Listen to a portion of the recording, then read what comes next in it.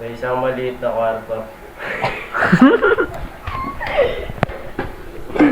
Sa isang maliit na kwarto. Yung mga kayo niya eh. Sa isang maliit na kwarto, doon nabubuo ang aking kwento. Kwentong pambata. Kala ko. Paida mo. Sa isang maliit na kwarto, doon nabubuo ang aking kwento. Kwentong tiyak na ikalulungkot nyo. Puta ni Dan. May pindot yun. Ninita. Sa isang maliit na kwarto, doon nabubuo ang aking kwento. Kwento mo.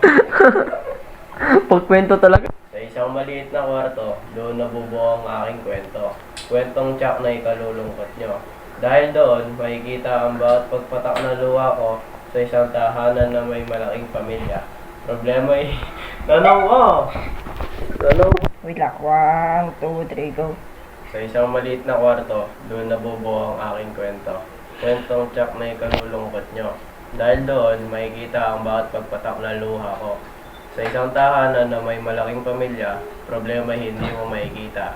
Ngunit sa estado ng buhay na nakatala, problema na sa iyo ang sisira.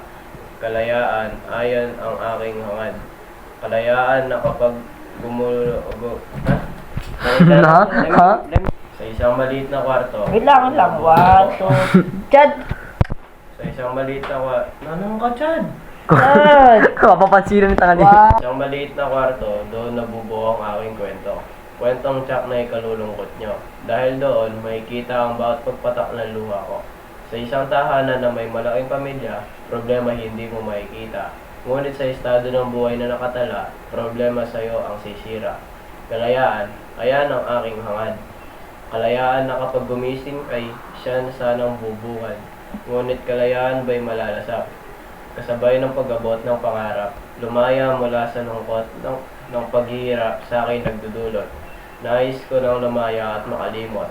Ngunit bando'y talagang napakayamot. Kailan ako sasaya, kailan kaligaya ay madadama, sapagkat ako'y sukong-suko na. Sa sitwasyong aking tinatamasa, nais ko na umalis sa kulungan. Kulungan na ako lang nakakaalam. Nais maranasan ang kalayaan at alisin ang lungkot na dinaramdam. Maawa ka sa akin namang naglikha dahil ako'y mahina. Maawa ka sa akin dahil tiyak na ito'y hindi nakakayanin. Kalayaan, nais kong maramdaman. Kahit minsan, sa'yo naman ang maging lamang. Sitwasyon. Dana pa lang po. Oh, cut na. Tapos na yung vlog. Tapos na.